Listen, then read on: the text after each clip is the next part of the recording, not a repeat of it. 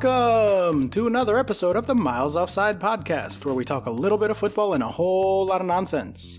My name is Oscar Puente, also known as Footy From Afar, and with me, as always, are my co-hosts, super producer Chuck Bailey and quiz wizard Ian Stimson. Gentlemen, it's the international break, so we're going to mix things up a little bit. Nope. Wait, what? Nope. Don't like it. Oh, unless Chuck's editing, I'm perfectly happy with that. I mean, I haven't written a quiz either, so... I forgot about that. We might get rid of that bit. I've been busy, guys. I've been really busy. I mean, I'm winning, so I'm happy to call the championship there. Best of 7, is that what it was all along? It's just a break. It's an international quiz break. Did Adam do one last week? You said something Adam about... did not do one, no. We wanted to preserve the quizziness to... Absolute half job comes in here. Fucking can't even do the job steps And in, yet, if no. you'd have done one, you'd have also been annoyed. Oh, yeah. This is what we in the industry call a lose-lose. Is that Adam? Indeed. Yeah, I listened. Took the piss a bit, you guys. Sneaking in quite a lot of Brighton chat there. No, don't get used to that, listeners. Took our opportunity. Yeah, but I thought Adam did a marvellously commendable job. I had some other notes, but to be honest, it's all gone out of my head now.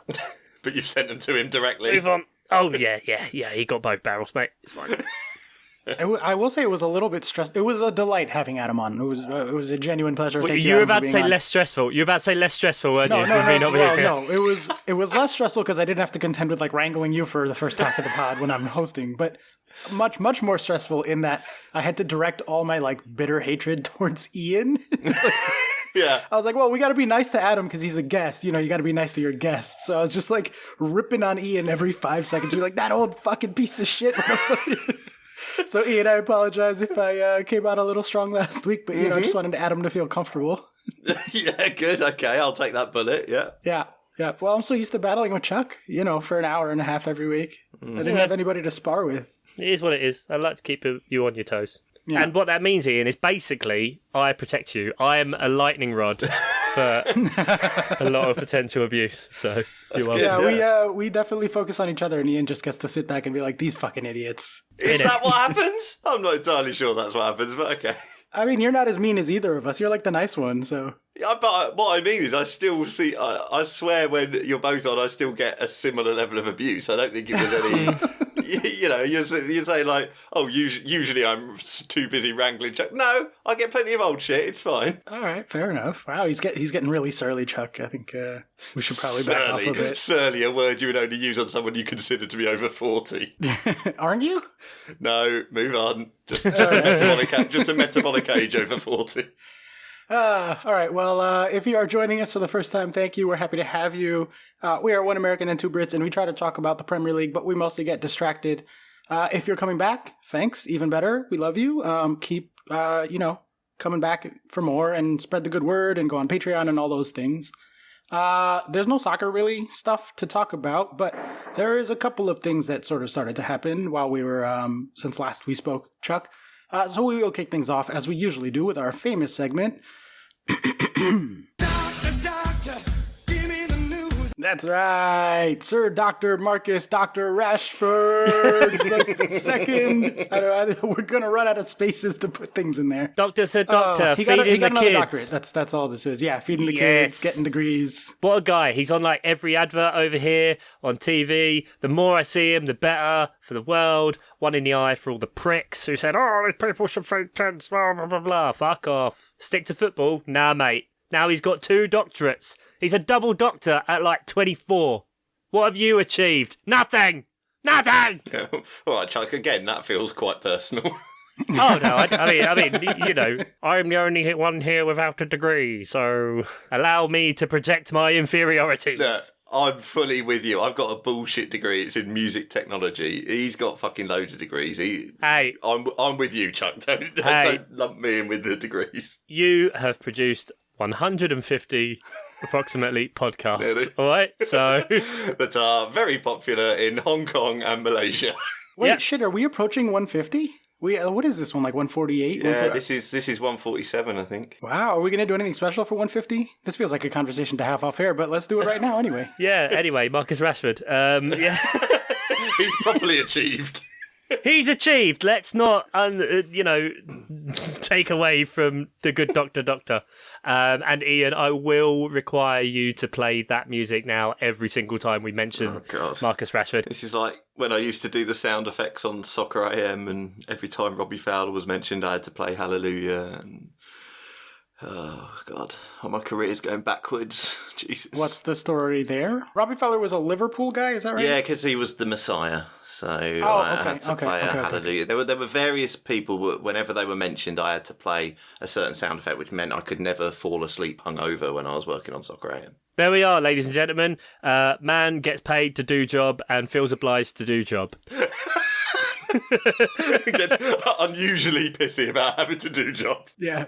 What kind of job doesn't let me do this at drunk and or hungover? Ridiculous. Outrageous. These working conditions are unacceptable. Speaking of unacceptable working conditions, is that a good segue? I don't know. Oh dear. Feels murky. No. No, we're doing it. Steve Bruce, yeah, he's had unacceptable working conditions. I meant working for Mike Ashley, wasn't it? Now it's tied in, you can't cut it out. Yeah, great. I'm glad. I'm really glad to be part of this conversation. So the other big news story, actually really the only news story, and we're going to get to a producer-picked topic in a little bit because there's no soccer really, but we can't not mention the Newcastle story. For anybody that missed this, Newcastle has been purchased by the Kingdom of Saudi Arabia. No, sorry, the financial institution not officially related to the Kingdom of Saudi Arabia. The monetary fund formerly known as Saudi Arabia. Yeah, exactly. It's just the symbol. Yeah. Big fucking news. I mean, they're going to be mega super rich, like City and Chelsea and PSG levels. Combined. Yeah, indeed. So, I don't know, takes? This is a complicated one, right? Obviously, there's a lot of, stuff above our pay grade, I would say, in terms of, I don't know enough to speak intelligently. I've got a degree in music technology. I can talk on any subject I wish. So, obviously, Saudi Arabia, complicated situation with them potentially, using sports washing and that whole thing.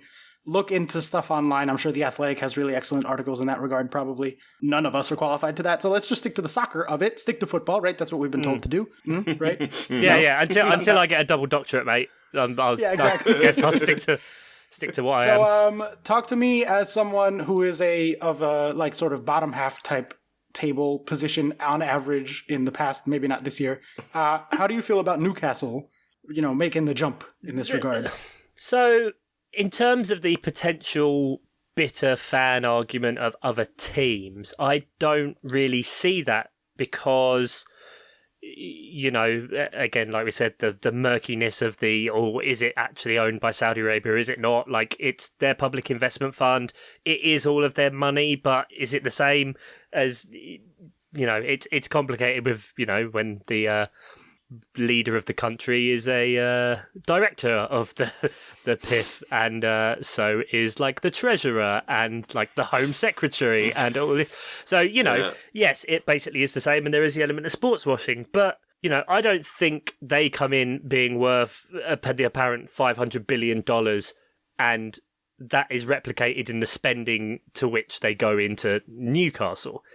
It's being bought out by whoever it's being bought out by. If you think there are benevolent billionaires out there, you're probably going to be incredibly shocked when you look into who all of the owners of your current club are. It's obviously, a big part of what's going on with LGBT equality, the Premier League having those kind of campaigns at the same time as allowing in Saudis to buy there. But, if they say there is a distance, there is a distance. We can't comment exactly on those kind of bits. I keep getting stuck on this. I really should move on. But in terms of the jealousy as a fan of a football club, no, because anyone can put their money into anything they put into, and if Newcastle are going to benefit, they finally get to pretend again that they're a big club, or fans can chant in the street saying we've got our club back, and without even meaning this in a derisory way, what does that mean? What does that mean you've got your club back? It's geographically, in terms of ownership, never been further away from you. So is it just about you want the person with the most money to spend the most money at your club? Yeah. Yes, there you go. Yes, That's Oscar. very much. As a Chelsea fan can confirm, this is what we want. Yeah, and I think, it's human beings are we're really stupid and we're really selfish and we don't have comprehensions about what is outside of our oeuvre and our little part of the world. It's very hard to comprehend atrocities across the other side of the world, whether it be murders or inequality, imprisonments, beheadings, any of that. It's very hard to see outside the world for a sustained period of time.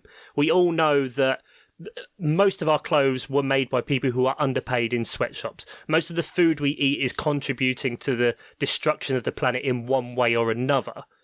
But as long as our little corner of the world is okay, we forget about that after a time.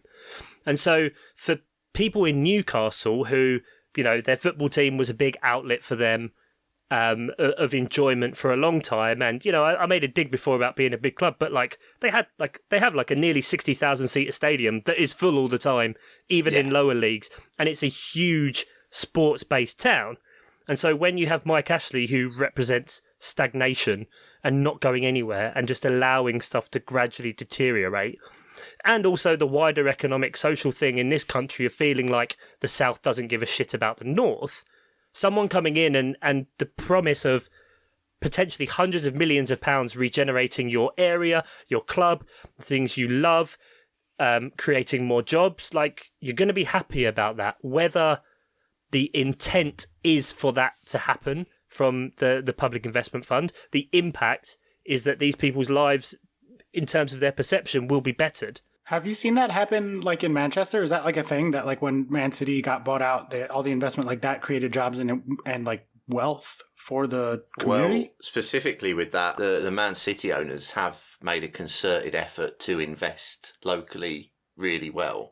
Now, whether this will happen again, I don't know. But yeah, I mean, with Man City, it actually has. They do get praised quite a lot for their investment in the local community and stuff, which That's is cool. to their credit, Yeah, which is, but the problem with the world, and the irony is that we're talking about Newcastle and saying that nothing is black and white, that there is nuance and there is grey everywhere.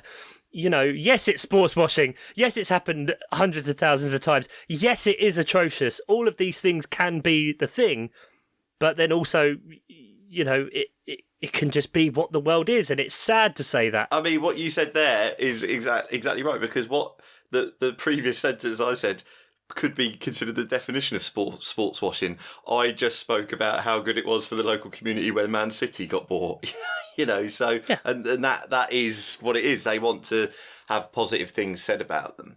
I think you're right. It's very hard to judge any Newcastle fans who are ultimately happy about this because of exactly what you said. 14 years of stagnation because it didn't go the way Ashley wanted in the first few years, where he wanted to quickly hope to build the club up and almost immediately sell it on for money if he could.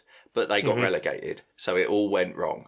And from that point of view, from that point on, he was constantly trying to sell the club, and it wasn't meeting the valuation he wanted, which was basically him not losing money, which was never going to happen.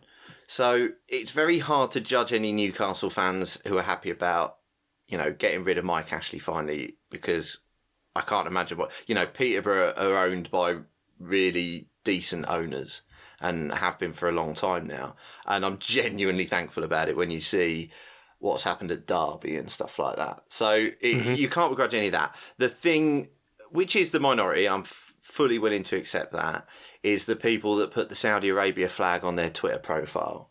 And exactly. And wearing masks of Mohammed bin Salman and those kind of things, and then that kind of side being glorified. Yeah. That's what's atrocious. Gross. That's really That's where the gross. line needs to be drawn. Definitely. I mean, no, the line is way before that, honestly. Yeah. I have complicated feelings about this because, as a Chelsea fan, I picked Chelsea and I fell in love with Chelsea and I, went all in on Chelsea, and then years later found out about Roman Abramovich's history and I think now he's wanted for questioning and or actually wanted for war crimes by the US government or something. There's a lot there about Roman Abramovich's history and how he became a billionaire. And like Chuck said, no one's a billionaire by being a good person, right? Like that's just not how the world works or whatever. But like at that point, it was like I am like Chelsea blue. Like I can't put that away. So like having an owner that is that feels really fucking gross. I've met him a couple of times when he came to New York. He like will watch a game if he's in New York for like business or whatever. He'll watch a game with the New York Supporters Club, which I have been a member of. And used to like go to like every fucking game back when I was like a college kid.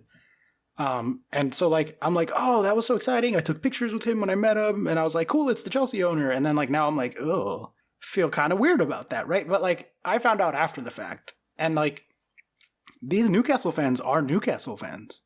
Just like once you're a Chelsea fan, you're a Chelsea fan. So like what happens when these people come in and you're like, it's going to be really good for my team that they have money. Like that's undeniably going to be a good thing for Newcastle. Yeah. So like, how do you even process that? How do you, and it sucks. It's gross. But like for them to be embracing it as opposed to being like, oh, this is really fucking gross. And like, yeah, I feel weird about it. Like, you know what I mean? Like for people to be going like 180 on that, like fucking I think, gross, like I say, man. that I genuinely believe that's the minority. But as well, the line of who should be able to buy a football club shouldn't be drawn by fans anyway. It shouldn't be up to Newcastle fans to reject this particular lot of owners, because a lot of fans of clubs will be like, oh, fucking hell, we got a new big player now, we've got a new big fish in the pond, which is a lot of it. I'll be honest, I think there is a lot of it driven by, oh shit, there's someone else now who could take the best players, who could potentially get the best manager. I mean, they've got the best manager, they've got Steve Bruce, but yes, please keep him. Please keep him. Please keep him. But by the time this comes out, he'll be gone. We know this. We know this to be true. But the intellectual press have been a bit sort of snooty about expecting Newcastle fans to just reject this, and it's like that's not going to happen, and it's not on them to do it. No, and it's not their fault. It's like, it goes back to when they were saying before, like, we've got our club back. It's just like, well, what do you support as a club? What do you support when you take your money to any business? At what level do you stop? Like.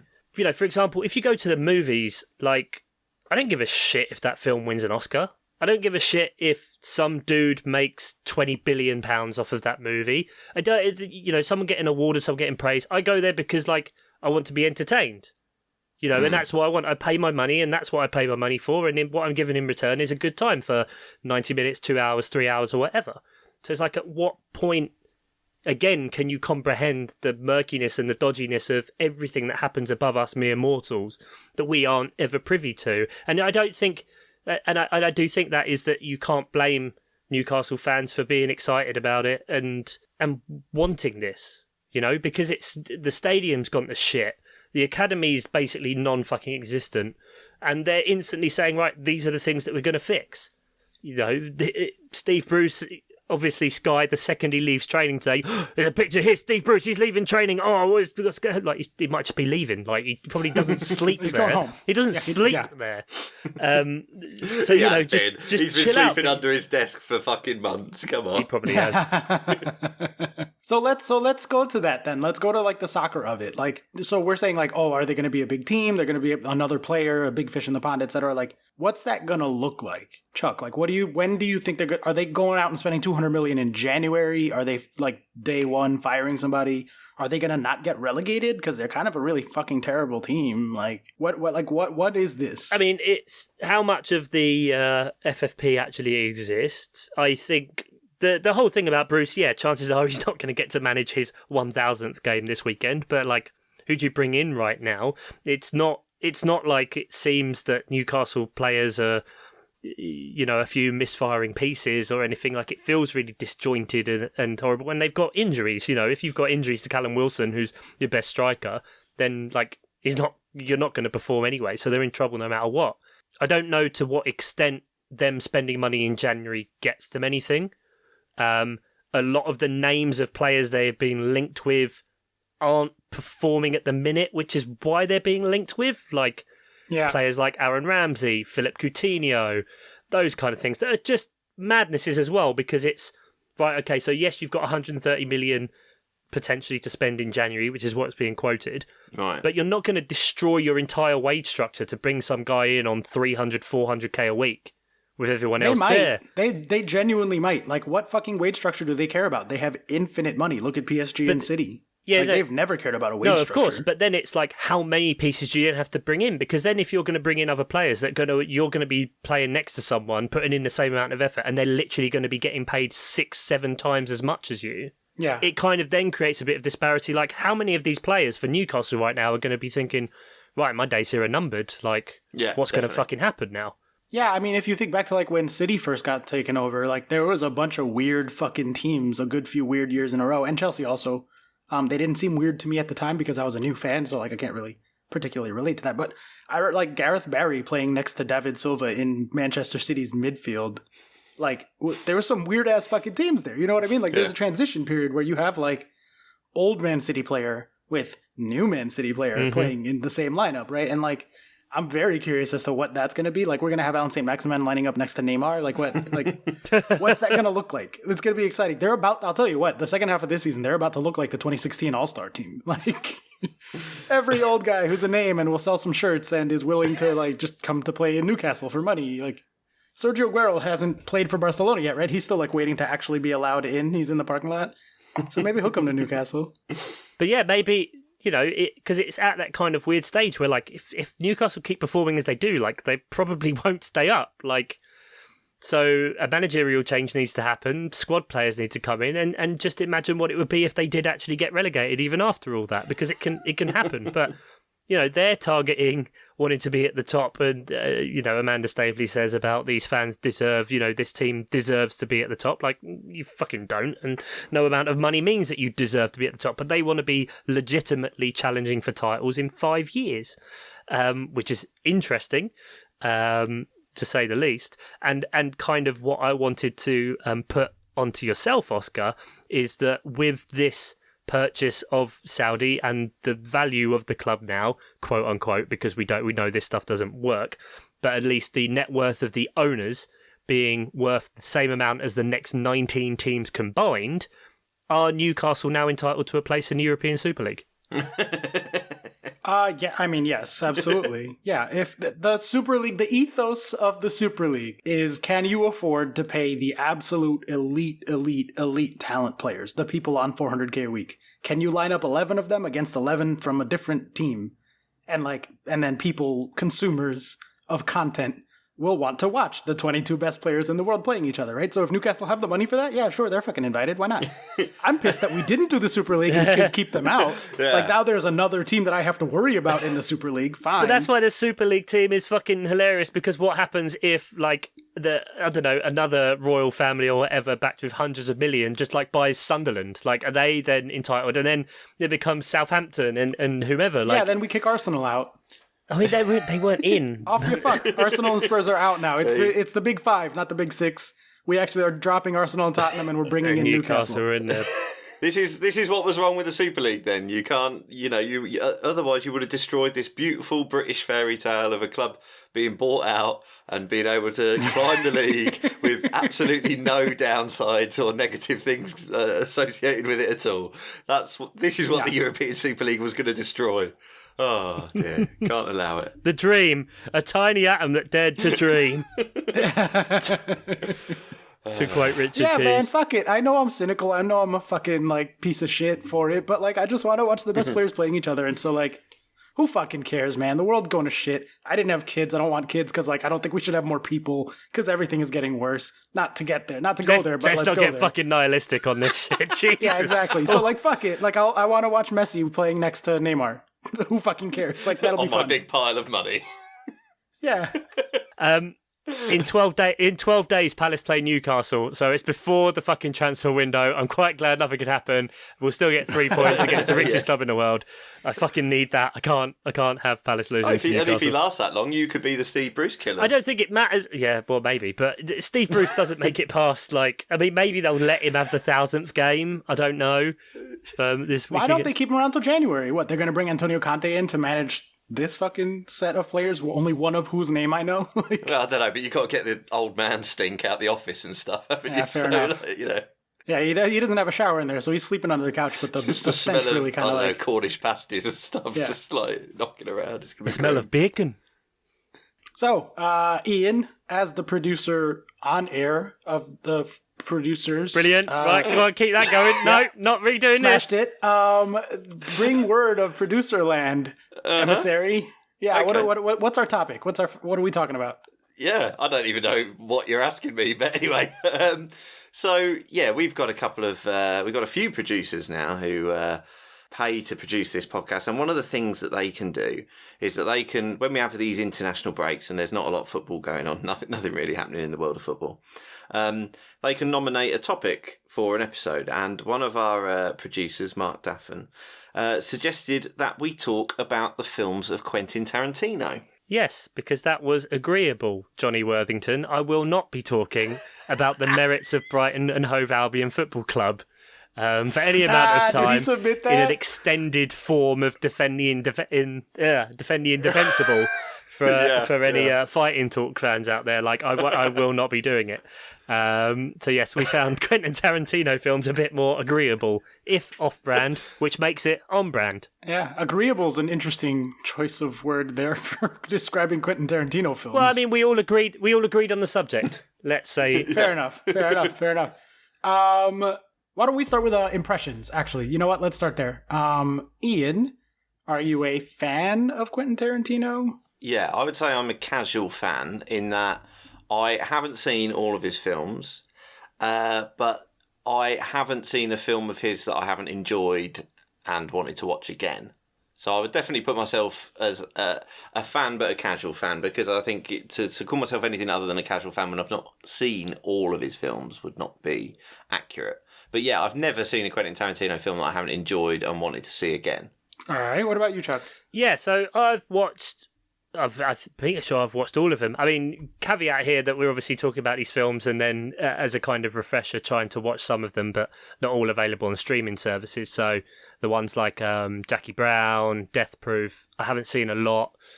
True Romance as well for 15, 20 years I haven't seen it. But overall, I quite enjoy him as a filmmaker. There are obviously problems in there, which we'll come on to later, but I kind of enjoy the repetitive style he's had of, kind of the massive long diatribes that you're so engaged in and really want to know what's going on, and then you realise fuck all is happening right now, and just being allowed to escape into this different world that is kind of like your own in a weird, perverse way, considering everything that's going on. Yeah, I get that. I could definitely see that. I mean, he is really good at writing scenes. Like you said, there will be entire scenes where nothing is happening, and then you're like, how have I been watching nothing for 15 minutes, and yet I can't look away? Which is, I think for me at least, generally my reaction to him. I was I don't want him to, exist as far as, a creative person. I think he's, super problematic. In a wide variety of ways. He gives off extreme problematic boomer energy to me. Every movie, as Ian said, that I've seen, I'm like, oh, this is good. I'm enjoying this. And then I leave and I'm like, ugh, I never want to watch anything of this again. So I've seen less than half of them. I have begrudgingly enjoyed most of them. The only one I really genuinely like and have watched multiple times is Pulp Fiction, obviously. Which I think probably is his best one, ? I'm not a Tarantino expert, but that's kind of the one that everyone has a poster of in their college dorm. Yeah. Okay, so what about, I mean, obviously Pulp Fiction is huge and for many people is down as their favourite film of all time.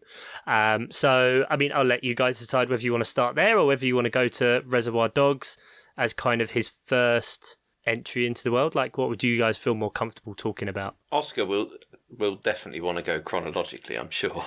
I mean, this is correct. Yes, my Okay. my brain is craving this, but I also saw Reservoir Dogs once when I was 15, and I don't particularly remember it. So I don't have many takes other than weird and gross. Why? I don't know. Well, but, it's it's basically an independent film.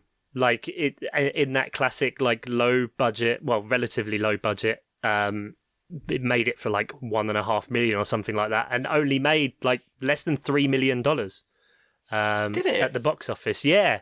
So it's really like, Blimey. it's quite an iconic one, film in general, which has then been pastiche, the whole thing of like the men in suits and, the basic story, as it were. Again, even though nothing fucking happens in Quentin Tarantino films, and then all of a sudden at the end, it's like, oh, everyone's dead. Like, it's such a weird... nuanced kind of thing. And obviously Reservoir Dogs opens with them all sitting around in a cafe and you're not really introduced to these people or know anything. Instantly engage in that scene, though, isn't it? Yeah, in the diner, and it's all kind of like stupid. A lot of the stuff doesn't age very well. We understand that. And so when he's talking about, the Madonna song Like a Virgin and why he doesn't tip and blah, blah, blah, blah in the conversations, and then instantly we're transported to they're in some warehouse somewhere. Half of them are fucking dead. There's a guy with a bullet in his stomach. And you're just like, it's this kind of chaotic style that he has. And I think it's quite identifiable as like disjointed stories that you don't necessarily see as commonplace in as many like filmmakers kind of styles. Like, it's very rare that he actually has a film which goes like beginning, middle, end. Yeah, he does love a like, yup, that's me. And then like rewind sounds like, that's like his like narrative structure to everything. Yeah. And I think you're right to have the surprise, Ian, at what it made. Because, with it being so iconic and, big actors in there like Tim Roth, Harvey Keitel, Michael Madsen. I mean, how did he get them with such a sort of low budget and being a relative unknown? I know there'd been screenwriting stuff, but all I can imagine is that he just like that's where all the money went. Yeah, everything about the film just went on the people, because in terms of effects, in terms of anything, like there's nothing. There's nothing. But the popularity of Reservoir Dogs came pretty much backdated because of Pulp Fiction. Yeah, right. I had never heard of Reservoir Dogs until after I watched Pulp Fiction.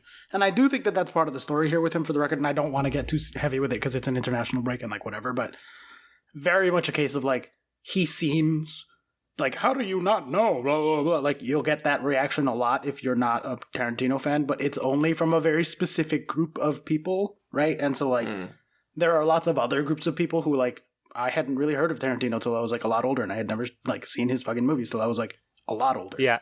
And so like I saw Pulp Fiction and I was like, this is pretty fucking cool. And then I went and tried to watch some other ones and I was like, less so. But I had definitely never heard of Reservoir Dogs at all, even like after watching Pulp Fiction. It's also not entirely surprising, just because even me as the oldest one here, Pulp Fiction came out when I was 10. So, it's sort of it requires people who are under the age of 45 to make an effort and go back and watch these films, because they weren't released when, And I think there's an element in a hell of a lot of cultures or fandom where it's just like, oh, you don't love all this, like, fuck you, blah, blah, blah. Like, it's which is the kind of toxic fandom which exists in a lot of things.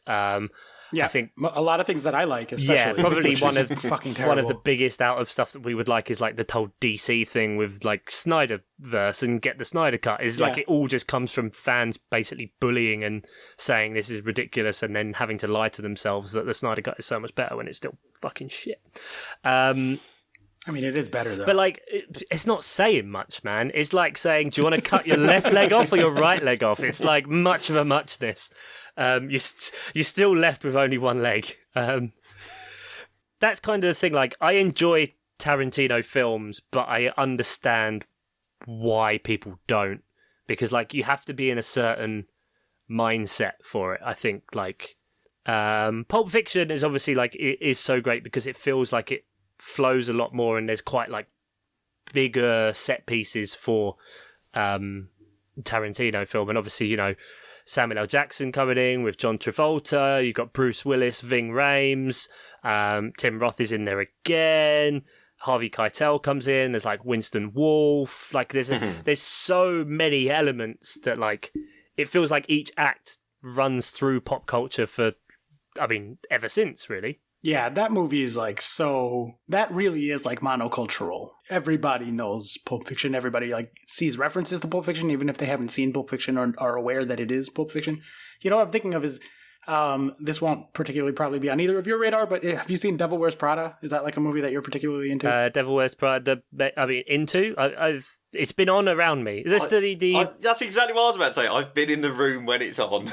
I'm not sure I've ever actually watched it. There's this really amazing scene in that movie where Anne Hathaway's character is basically like being dismissive, being like, "Oh, you take yourself so seriously but it's just fashion or whatever," and then she like fucking cuts her down and is like, "That piece of shit shirt that you're wearing that you got at Target for like $1, that shade of blue, the only reason it's popular," and like runs her through like the fashion history of like the last 5 years, and it's like, I was there when the one dress that blah blah blah led to this, led to this, led to this, led to this, is why you're wearing a blue shirt from Target. And so it feels kind of like Pulp Fiction is like that. Like, even if you don't know that you're wearing the blue shirt that was inspired by the 6 years ago and layer 6 layers of references back, Pulp Fiction, like Pulp Fiction is like, has its fingers in sort of everything. And I think it's just so fucking good. Like, straight up, like, I really, really don't want to like this movie or like anything by him. Fucking Pulp Fiction is so good, man. That scene when they're sitting there being like, "Oh, Royale with cheese," or of course, the Ezekiel scene.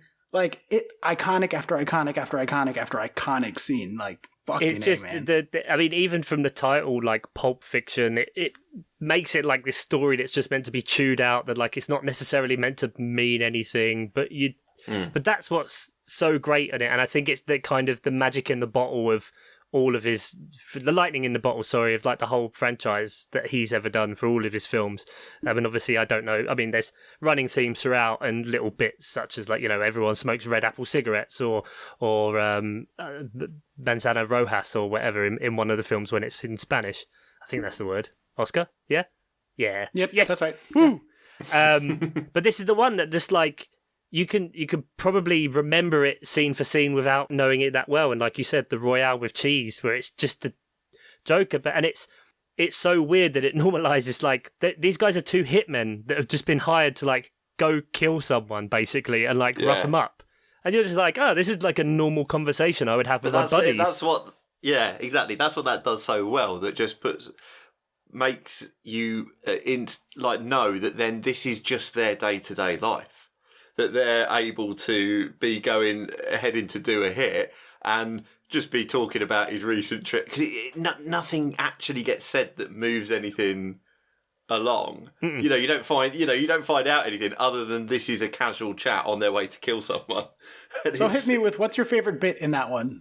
Like, what's your favorite like scene or skit or like whatever? Like, if you had to just pick one to like show somebody, what are you gonna pick there? I can start if you guys need a second to think. I'm more than happy to go first. Yeah, let's do it. Let's just spend the next 45 minutes breaking down that film and just reliving it. Yeah. But like the really poor audio descriptive version. For me, it's the diner scene though. Like the jokes, the milkshake, the dance, the overdose. Like from beginning to end, that not date between the two of them is like, that's my favorite bit of the movie for sure.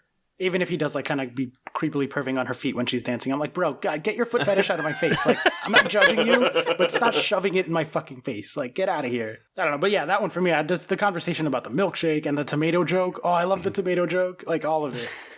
They're both so good in that scene as well. And of course, it is really the whole thing that the film, certainly the John Travolta thing, pivots around. Like, because you really get to know his character in it and his weird like morality that he has about not doing anything with Uma Thurman's character, when again in his day-to-day life he's perfectly happy killing people indiscriminately if he's told to, and shooting up fucking heroin. Like, well, also that, exactly. Yeah. But he has this sort of like moral chat with himself in the bathroom about what he's gonna do, so as he doesn't end up getting himself into real trouble. I don't know how moral that is versus like self-preservational. I don't think he has a problem with like cheating and like it's so much as not being thrown out of the window like Tony Rocky Horror was. Yeah, like, okay, exactly. fair enough. Yeah. Ian, this is why you're the nice one. This is why you're the nice one on this show, because you're like, oh, look, he reconsidered his choices. He's trying to be a better person for him. It's like, nah, man, that's not what's happening there. I think there's a cutesy element to it where it does reduce it to like, oh, maybe it's not about like just him getting beaten the shit out of. He's just like, no, I should be respectful, as opposed to the threat of like him being murdered. Because after the Royale with cheese, when they're then going up into the walking through the corridor, going up to see what ends up being like Brett and Marvin with the big Kahuna Burger scene, and Ezekiel 25:17. Not that it's the actual biblical quote, because why would it be factually correct? It's cinema. But they're talking about why the guy got thrown out the window, and apparently it's like because he just gave a foot rub, and he's saying like I give fucking sensual foot rubs, man, and it's just like that is brilliant. But it's yeah. so good that then like you get enough of the story, and then it's just perpetuating, but the direction it goes isn't like like he's scary big bad person, and just like you're just getting these little bits about who the fuck is Marcellus Wallace, like who's Marcellus Wallace. Yeah. And then obviously, you move into the room with Sam Jackson and John Travolta, and he starts to say to him like, "What does Marcellus Wallace look like?" And just like, does he look like a bitch? And like, what? Yeah. They speak English and what? I think that's probably my favourite scene, because you get to see just Sam Jackson just unloads, so and good. it's yeah. just kind of one camera set up. That foot rub thing. You give good foot rubs? Yeah, I got my technique down and everything. Yeah. Would you give your mom a foot rub? Fuck you. That might be Sam Jackson's best scene in anything, right? Like, it's the man. most Samuel L. Jackson that you could ever be, is that scene. So good. I think. I don't know. Ian, what's your one from this? It's so base. It's so base, but I just love the delivery of the line, and I'm not going to be able to deliver it, but of Travolta when he goes, "Oh man, I just shot Marvin in the face." He's just blown the guy's fucking head off with a huge gun because they've gone over a speed bump, and then he just delivers that so passé. It's just casually like, I shot Martin in the face. So good. All right. Well, what else? What else is on the list there, Chuck?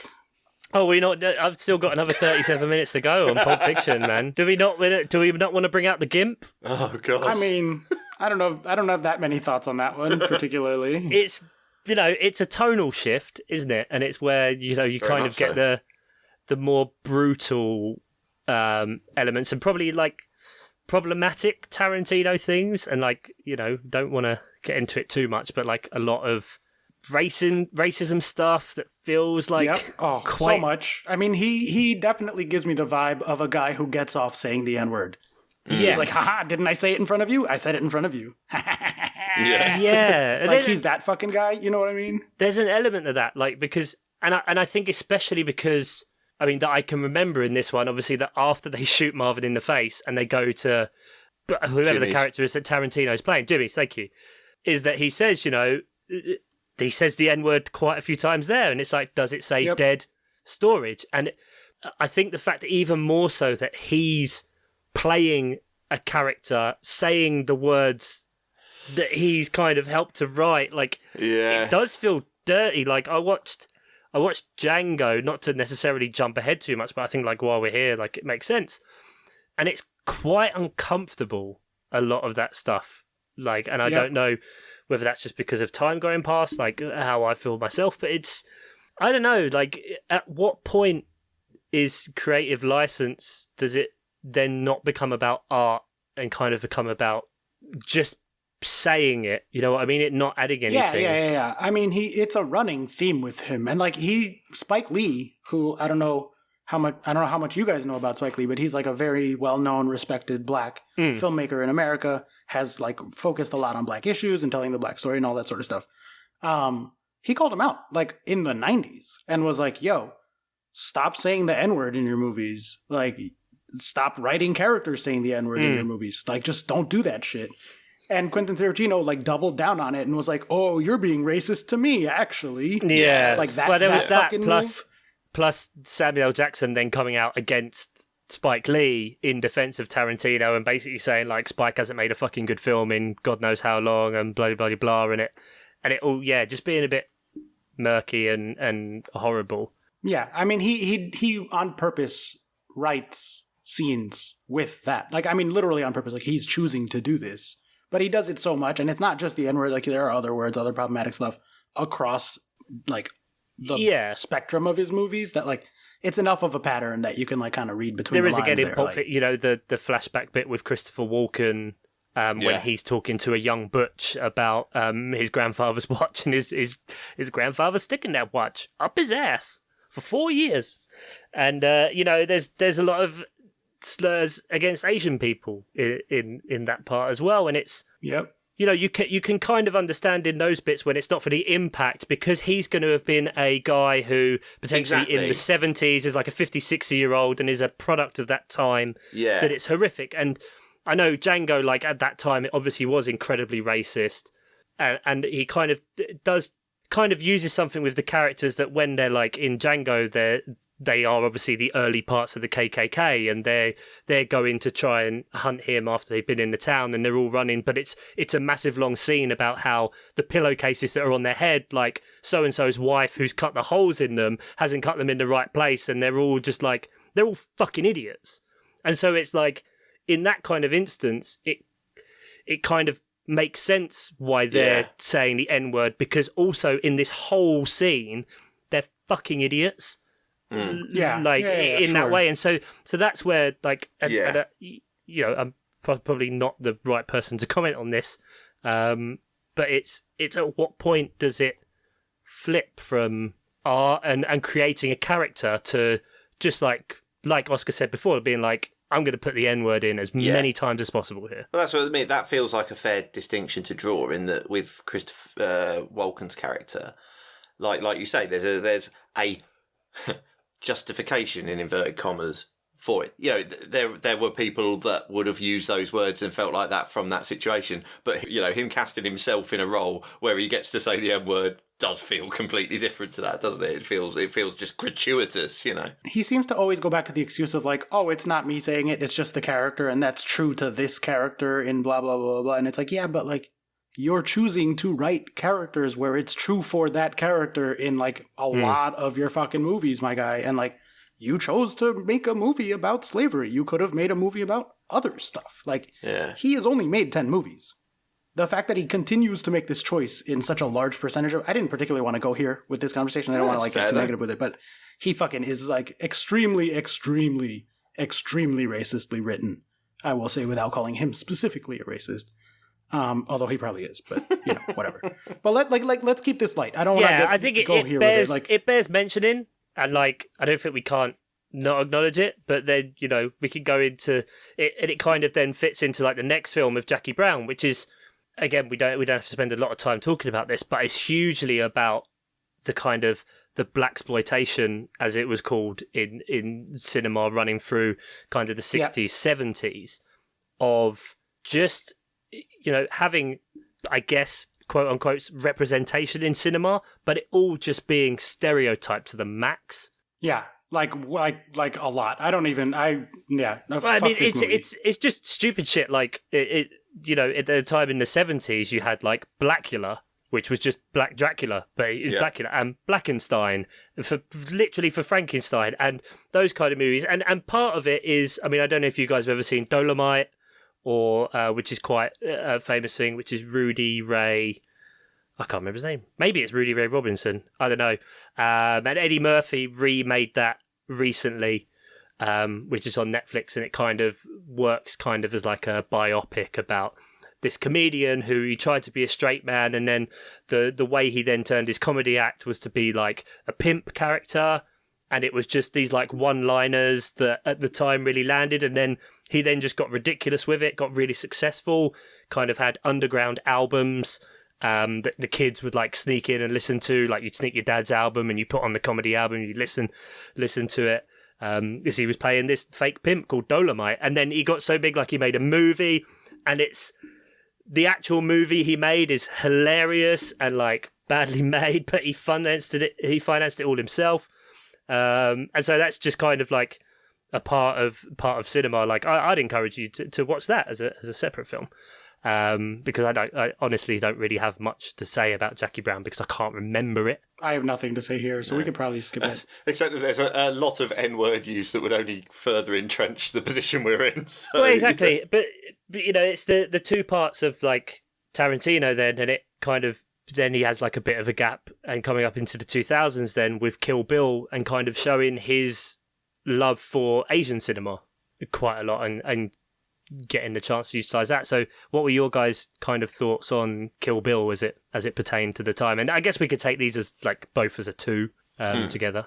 This is one of those that I've been berated for over the years, over and over and over again. Not just by Tarantino fans, but like pretty much everybody I know is like, you would fucking love this. You really need to watch this. And like, it just kind of hits that turning point where I'm like, nah, fuck you guys. I'm not going to watch it now.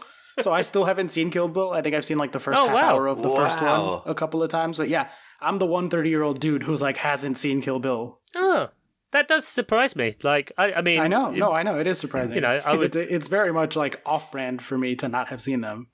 But are you, because like we've had conversations about like martial arts films and those kind of bits. So like, are you into that genre? Is it just that it? Yeah, 100%. Like, very much so. Tell me kind of where you're at and kind of why necessarily it hasn't happened, or is it just you're being stubborn? Well, originally it was just like, fuck Quentin Tarantino. I don't want to watch Quentin Tarantino movies or support him as a filmmaker on any level whatsoever. And then it just kind of snowballed into like genuinely like one of those where it's like, stop fucking telling me to do this. I'm not going to do this now. Like everyone for 20 years has been like, oh, if you not watched Kill Bill, you would love Kill Bill. I'm sure I would. Actually, you're all very nice people who know me pretty well, and I'm pretty sure I would love it. But like, fucking back off. Like, I'm just not going to, you know what I mean? Like that kind of thing that it just keeps going and going.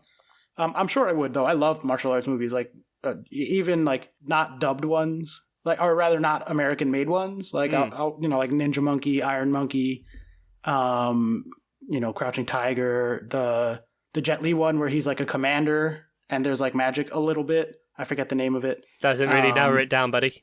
It's like it gets set in like medieval-ish times. I don't remember the name, but like no, I do love martial arts movies. Like I grew up watching Jackie Chan, you know, Tony Jaa, Donnie Yen. The Ip Man movies are fucking on repeat in this house. Like we fucking love the Ip Man movie. You know, I'm into martial arts, so I'm sure I would like this. Is the martial arts good in this one? So that was what I was going to say. That like he massively loves like Asian cinema and like the tradition of coming through, and it kind of shows in a lot of this film. I think again, it's, you know, the way they tell it is disjointed. Obviously, it's about Uma Thurman's character getting revenge. You know, they kind of bury the lead in the title of that one. But it starts off with like, it starts very quickly on with a fight scene, which is really good, like a domestic fight scene in a house with someone. And then, you know, you see then like once that fight ends and she ticks that person off the list, well, they're the second person in the list. So, right, what happened with the first one? No, we're not going to go to the first one now. We're going to go to like why she's doing this. And so it massively follows that trope. But it's very smart filmmaking, though, isn't it? Yeah. That sort of, you know, that sort of start just gets you straight in, and you know what's going on, even though you don't know what's happened to her. You're not sure what's caused this revenge scenario. It's very clear what's happening, and you're in. You know, you've had enough to kind of satiate your weird bloodlust if you're some sort of like Quentin Tarantino wears a tap out t-shirt and Prison Break is your favourite TV show of all time kind of fan. You get that, but it's got quite a good balance. I mean, Uma Thurman's really, really good in it.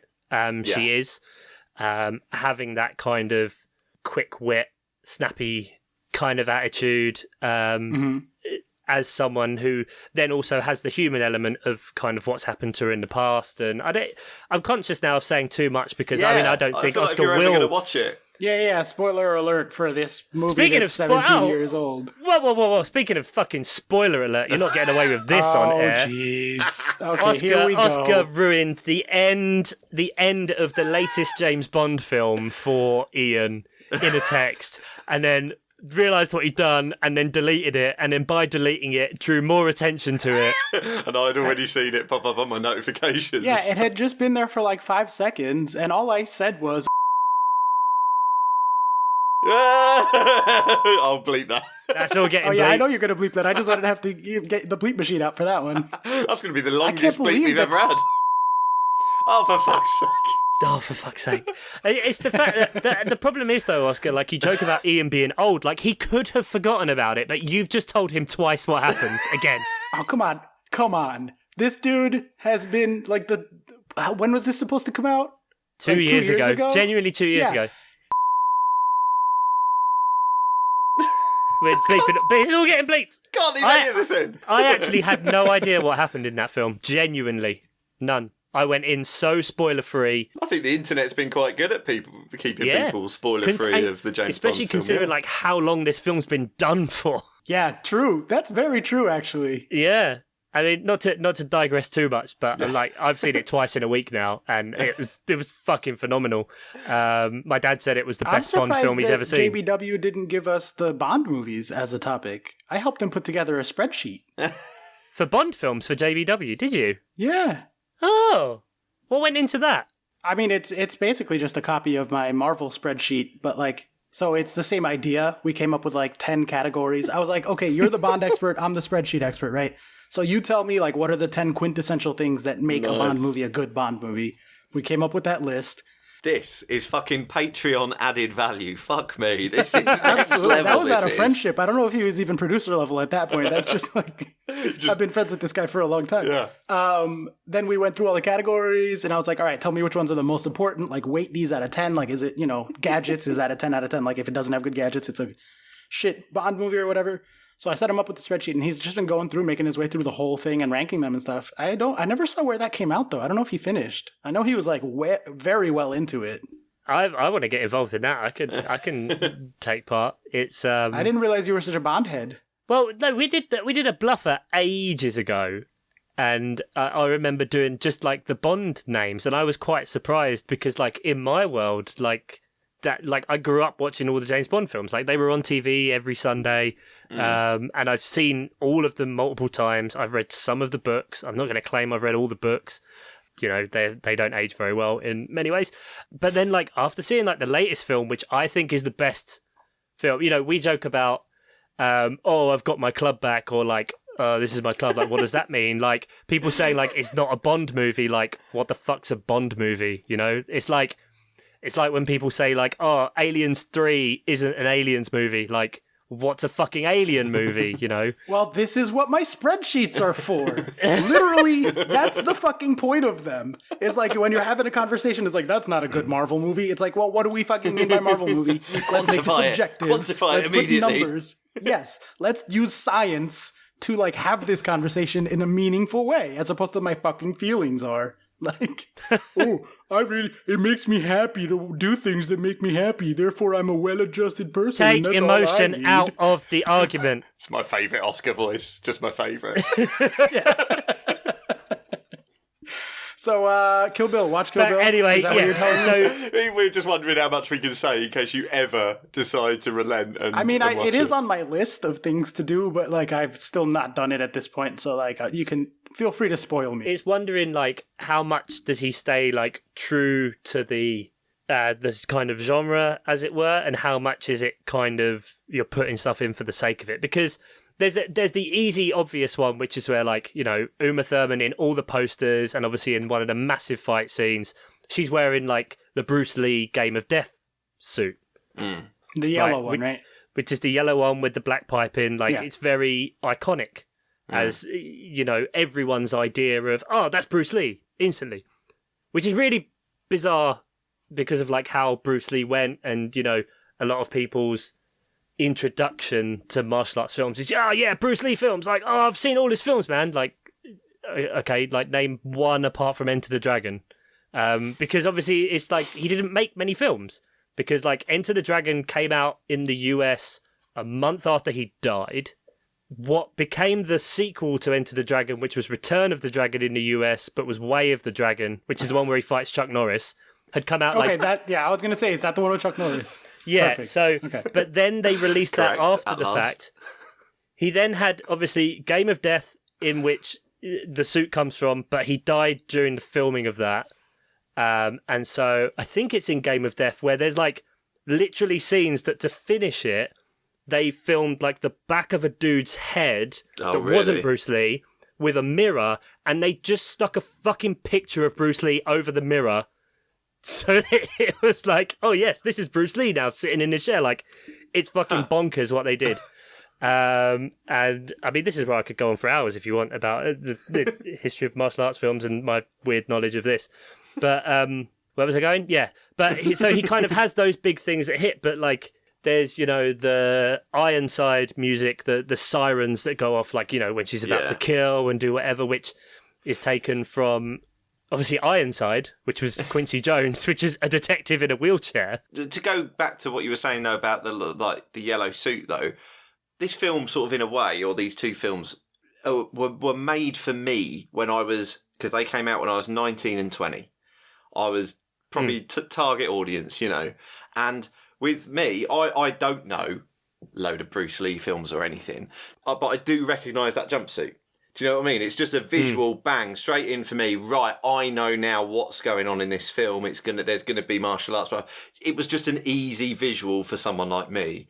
Yeah, but did you play Tekken 3 a lot? No, I didn't. I wasn't a Tekken boy. With the bowling, with Tekken bowling. Yes, I fucking did play Tekken 3 Yes, that was the one with bowling. Yeah. That was the also one with someone bowling. wearing Bruce Lee outfits as their character. Yeah, Lee. I forget the name of the character. I think it was Lei. But you had Law, who was Jackie Chan in Police Story, and then you had Lee, who was Bruce Lee. Or Lai. Yep. I don't know how you pronounce I love it. Tekken 3. Oh, man. But that's what's funny. That, you know, we talked before about blaxploitation and that kind of thing. After, just as like interesting tidbits, nothing really to do with Tarantino. After Bruce Lee died, obviously he was fucking huge, like especially in China, and was just breaking out in the US. So a whole genre of films came out, which was called Bruceploitation, where there were literally actors called Bruce Le, Bruce Lai, Bruce La. Word.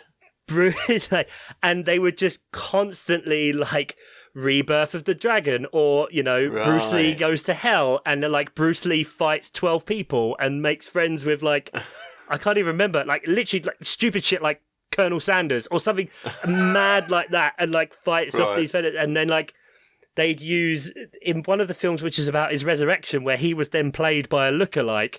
They used footage of like his actual funeral from like him being taken through the streets and just like this bizarre, absolute bizarre hype that came from it.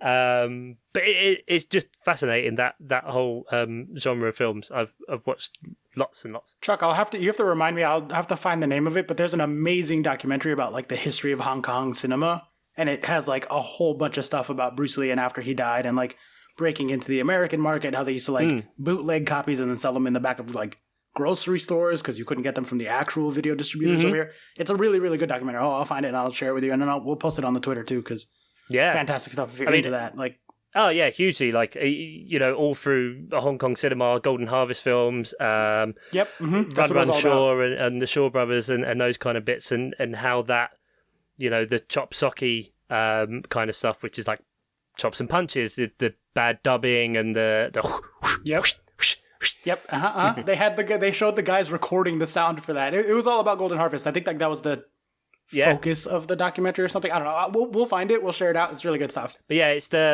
obviously the iconic thing of Kill Bill being the 5-finger death punch that she learns, which is like the way she does it. So then like in 5 steps you'll die. And what's funny is from that is like one of the original chop socky films was called like 5 Fingers of Death. Or King Boxer, I think it was called.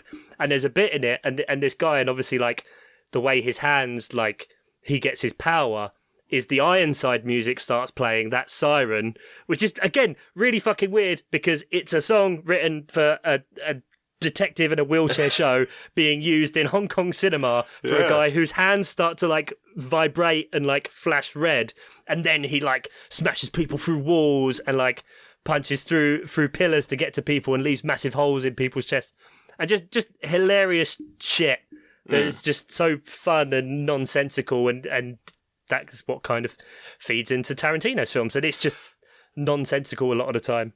So here's one then. So being as we don't necessarily want to go through these two films so much because I think there's a chance Oscar might watch them one day, and it wouldn't be good sport to spoil it. Lottie left Bake Off. But Lottie left Bake Off.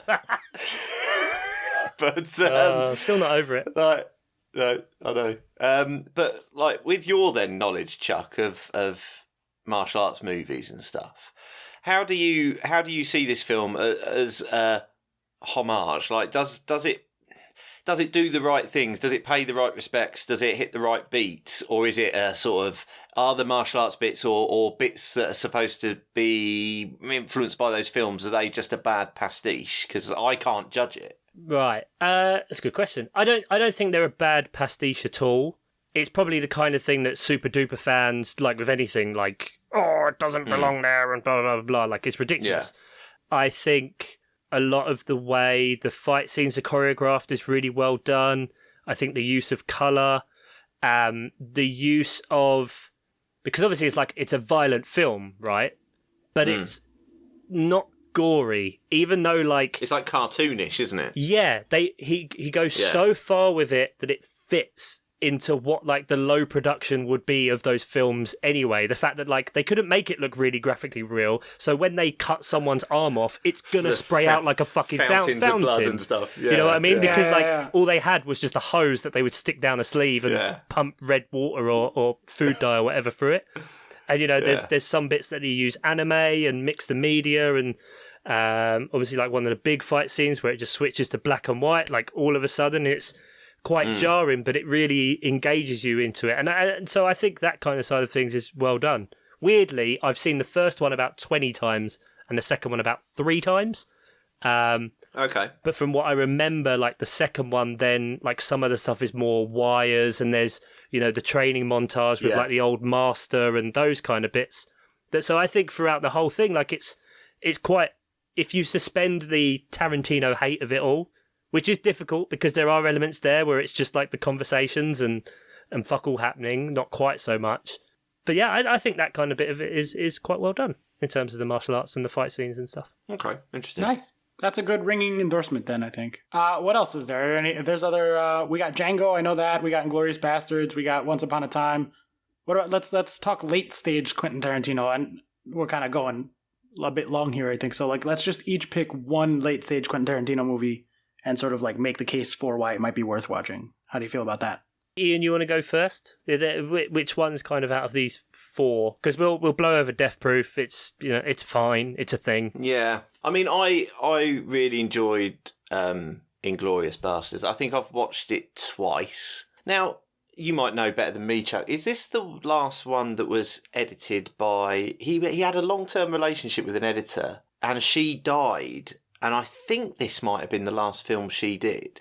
I genuinely wouldn't be able to tell you. I'm not. Okay, I didn't know whether you'd know off the dome piece. But I think this was edited by. So he had a long time collaboration with an editor, and I think she. There's a Sally Menker who passed away in 2010, which it was a 2009 film, so close to that. It would have been. Yeah, I guess that would have been the last one. Yeah. Okay. I think she deserves so much credit for what's good about Quentin Tarantino films, because I think the editing is always absolutely spot on, because it's that flipping between, like, exactly what we've talked about, those long dialogue driven scenes that sort of get you into the characters and get, but then whenever there's action or anything, it's always edited so well, it's always done so quickly but without confusing you, you know, because I'm very easily confused, and it's just, but it's always done so well. And I think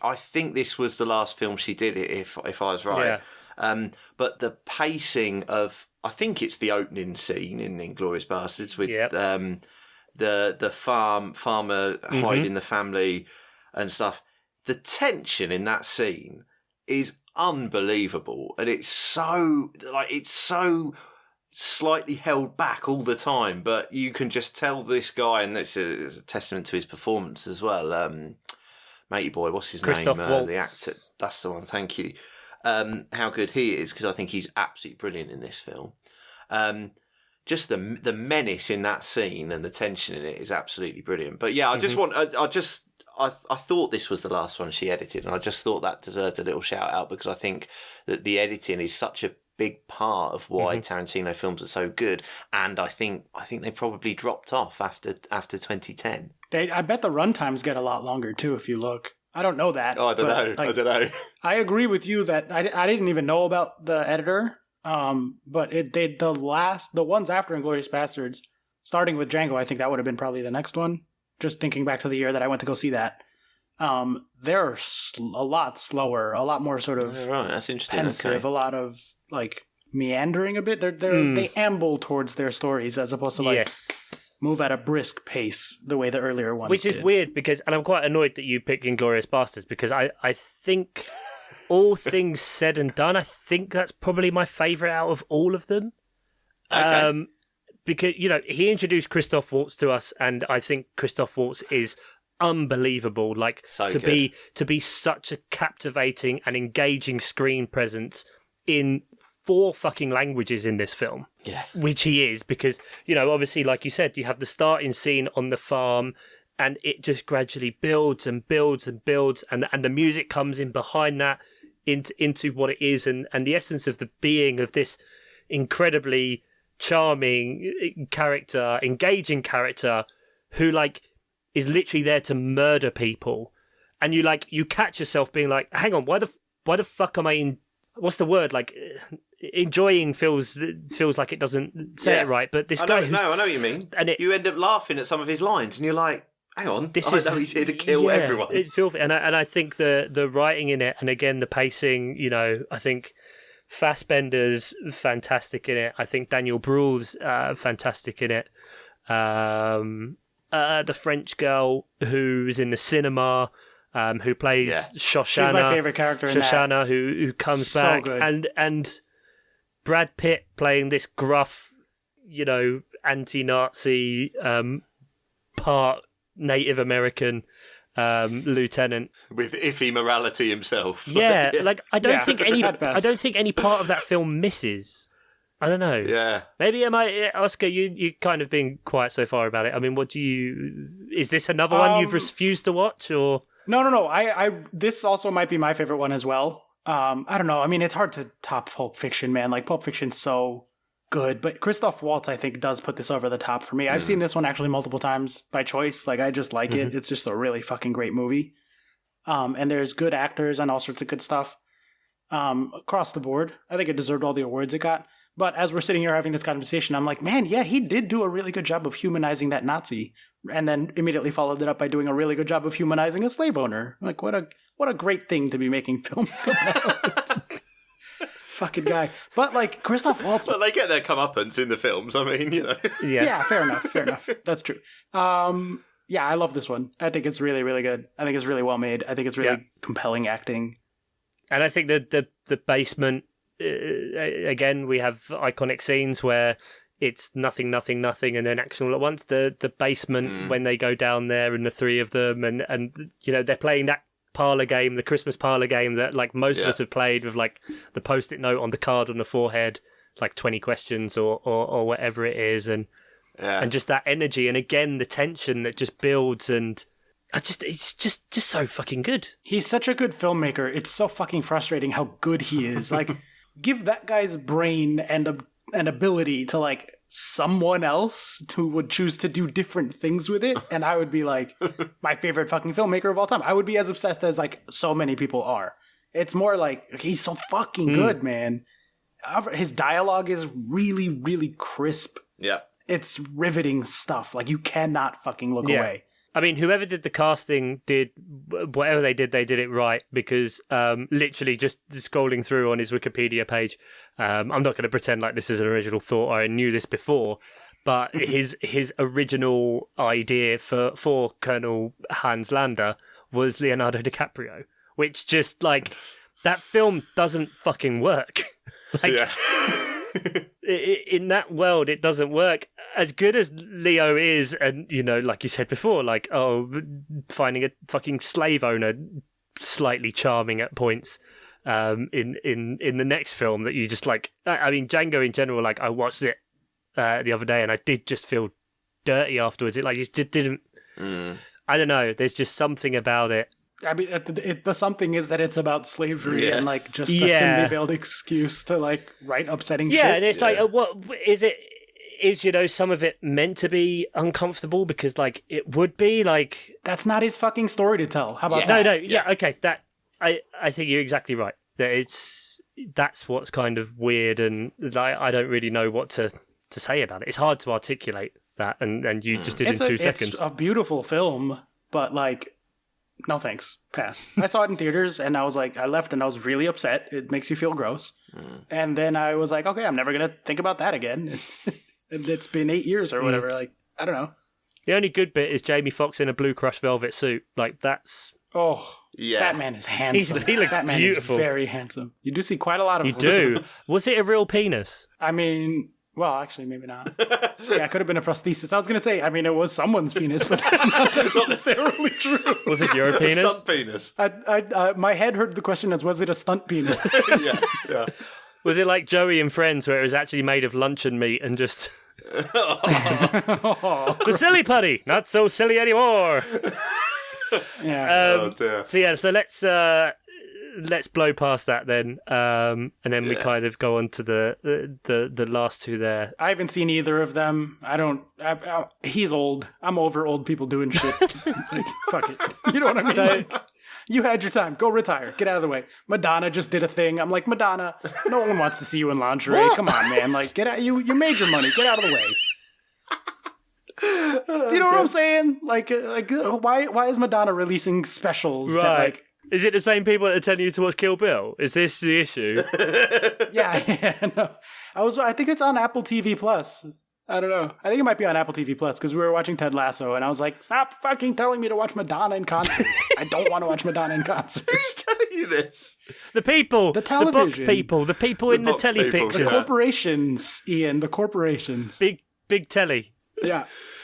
So, The voices in my head. I mean, I'm not sure we were supposed Like to a come to virgin. any conclusion. Exactly. It really has gone full circle. Really hasn't has. it? What I will say, because I don't have a hell of a lot to say about those ones, but Hateful Eight is basically a play, and so if you go into it thinking about that, it plays a lot better than if you think it's a film. Right. And they released it as a 4-episode miniseries, which I didn't know. That's quite weird. And then like Once Upon a Time in Hollywood is fine. Like you watched it like today, didn't you? Yeah, I did watch it today. Only fine. It's Do you think it's because it's too many tropes of the same thing at this point? Like it doesn't feel like where Pulp Fiction you have the conversations, those kind of things. Like it feels disrespectful, and he was criticised by Bruce Lee's daughter, Shannon Lee, to have Bruce Lee in the film, and Brad Pitt fights him, and throws him into a car. throws him in the car. Like none of that felt like it synced up. You know what I Yeah. mean? That's where like the question you asked me before about the disrespectful kind of side, like that didn't feel like anything right to me.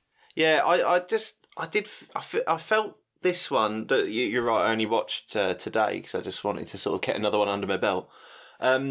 It felt like the same pace as a lot of Tarantino films, but without a lot of the sort of drawing you in dialogue and stuff. No. I didn't feel like I liked any of the characters. No. I mean, the vague synopsis, Oscar, is that like Leonardo DiCaprio plays an actor who's trying to do bigger things, but is kind of typecast into John Wayne style TV cowboy japes. Mhm. He Yep, and Brad Pitt is his like is his stuntman. right? stuntman who drives him around because Leo's lost his license but doesn't want anyone to know. And then also, like, Roman Polanski lives next door to him, which is weird. And then at the same time, Margot Robbie's there.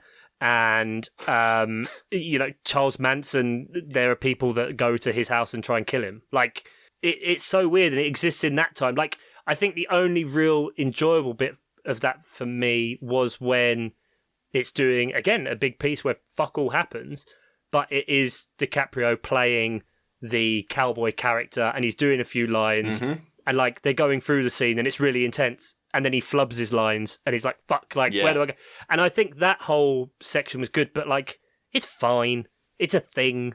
Yeah, I feel the same way much about like, I don't know, Martin Scorsese or Steven Spielberg, all these like brilliant filmmakers who have given us these like things that are just beautiful works of art, even independent of them as people in some cases, obviously like Tarantino, like we've been talking about. But like, they just hit this point where it's just like, all right, man, you said everything you had to say very clearly. Like, you're just like reliving the good old days over and over and over again. Like, who's bought a Paul McCartney album post 70s? I hope no one. You know what I mean? Like, have you heard that Christmas song from the 80s? Like, he put out a new album a few years ago. We gave it to my mother-in-law for her birthday because she's a huge Beatles fan. But like, we must have been the one person who bought that album. You know what I mean? Fair enough. Paul McCartney, play the hits. And like Quentin Tarantino, get out of the way. You know what I mean? Yeah, there is an element of that. Like, I think it's one of my favourite quotes was from Luc Besson, who is the filmmaker who made The Fifth Element. And there was like a massive long time where he just didn't really do anything significant or want to. And, you know, afterwards he was asked why. And he's just like, well, we have this phrase in France, you know, if you don't really have anything to say, you should shut the fuck up. So I shut the fuck up for a few years. Like, you know, and there is that extent of like, you know, like at the minute, I don't know, it was weird watching trailers from the Bond film and it's like, oh, there's a West Side Story remake coming out and it's Steven Spielberg. Okay, do we need that? I don't know. Is that a thing we need? Does everything have to be rehashed intellectual property? Having said that, I will go pay all my money for every Marvel film ever. Yeah, exactly. Like, yeah. Nah, that just feels like extreme boomer energy of like, oh, weren't the good old days so good? Let's just live in them now. You know what I mean? Like, of course he's making a movie about Hollywood back in the day. He's old. Like, do you know what I'm saying? Like, he's like, these youths with their TikToks. Back in my day, our drivers used to try to kill people. Or whatever happens in that movie. I don't know. Do you know what I'm saying? Like, in that movie? Oh, fucking hell. Yeah. That's enjoyable. You know what? You know what we need at the minute? Films about racial tensions. Yes. More of that, please. Oh, all you need to do is dance together and everything will be fine. Oh, brilliant. Fucking just... Maybe you shut up. Thank you for saving Private Ryan. That's it. Just that. Jurassic Park. That's all I have to Jaws. say. Oh, yeah, no. I mean, like, obviously there's lots of movies No, I'm just trying to think. that Like, he has done that are good. if I could keep specifically 3 Spielberg things. No, this doesn't bear thinking about. Well, I hope we... Just 3? Yeah, only 3. Jurassic Park. Standard. Jaws. Okay. E.T. E.T. No, E.T. can bin off. I used to have nightmares about E.T. Yeah, me too. Fuck E.T. Fuck that guy. It's weird. The government's going to come scare me and get me in their suits. In it. I don't know. Maybe I was the wrong age for that. Yeah, same. Fuck that film. Well, Mark, I hope we did you proud there. We did what you said, but we did it in our way, I guess. It was kind of assumed. So thank you for contributing. We did so much research for that. Oscar literally saying he hadn't seen half the films. But that kind of wraps us up. Like I said before, didn't do a quiz. Thought about doing it. Glad I didn't now, because you two probably would have got 0 again. Fixtures next week. Watford, Liverpool, Aston Villa, Wolves, Leicester, Man United, Man City, Burnley, Norwich, Brighton, Southampton, Leeds, Brentford, Chelsea, Everton, West Ham, Newcastle, Spurs, Arsenal, Crystal Palace. Say goodbye, Oscar. Bye! Say goodbye, Ian. Did I do the music in the wrong place? No, you did it in the right place. Thank you very much, Mark Duffin, again for your contribution. Thanks to the other producers. Nate Whittam, all the best on your deployment. Johnny Boy Worthington, keep updating that James Bond spreadsheet, my boy. Thank you very much for listening, and goodbye.